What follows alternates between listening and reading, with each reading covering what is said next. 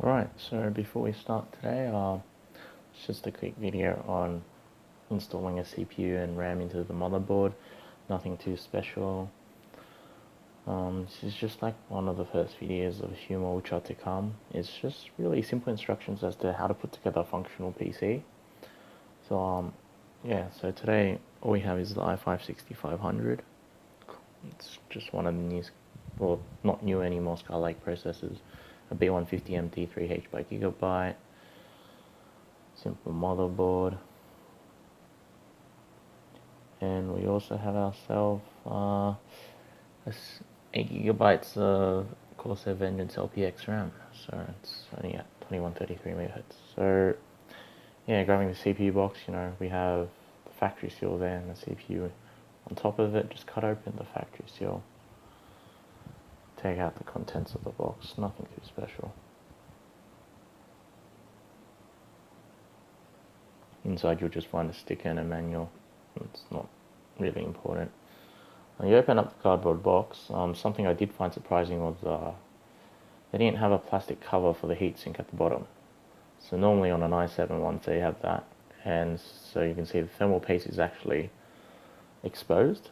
So during the manufacturing process, if anything did go wrong, you would have had stuffed up thermal paste, but that's alright. So here's the CPU, and that's all there is to the box inside. And next we'll just move on to the motherboard.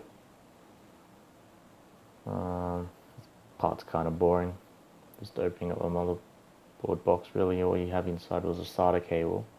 Not much comes in this box because it is a really low-end board. It's a bit hard to grab sometimes, so normally just grab it from the back I/O. You take it out of the anti-static bag, and at the back you just see there's a back I/O plate there. The CPU socket itself is covered by that plastic there. Just remember to keep that plastic for warranty purposes. And we see here I quickly show the battery I/O. Nothing special. Yeah, but this board, at least it has like four RAM slots, eh? Okay, so taking out the CPU cover, unmatched, you have to match up the bottom left corner with the golden corner on the CPU, which I showed to the camera there. There's a small little golden triangle there. You just have to match it up with the one on the board. And make sure you get it in the right way, or else, you're going to stuff up your CPU.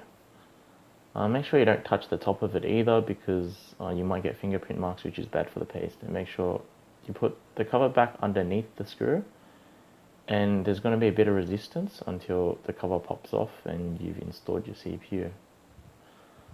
Next, all you'd have to do is just put those 4 pins into the 4 holes of the motherboard.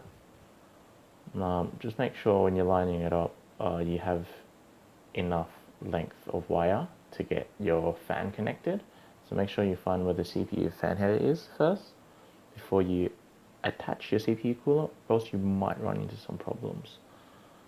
Often I try to keep this as clean as possible, so without any long wires sticking out, but with those ugly wires, it's going to stick out anyways half the time, just visually. And yeah, you just press them down on diagonal corners of each other and plug it in to the CPU fan head, and there you have CPU installed into the motherboard with the CPU cooler installed as well.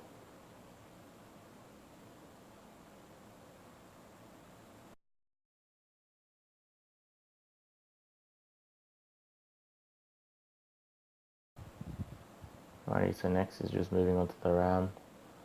Nothing special here. Just got to make sure you put them in the right way, to be honest, because most of the time people stuff that up. So you can see there's a tiny notch on the RAM modules. That means there's actually different lengths. So make sure you line it up accordingly on your motherboard before you press down. Now, most of the motherboards these days only have one little tab for you to open up. So you see how I lined it up, and then you just press down really firmly on both sides until you hear a click and it's in place.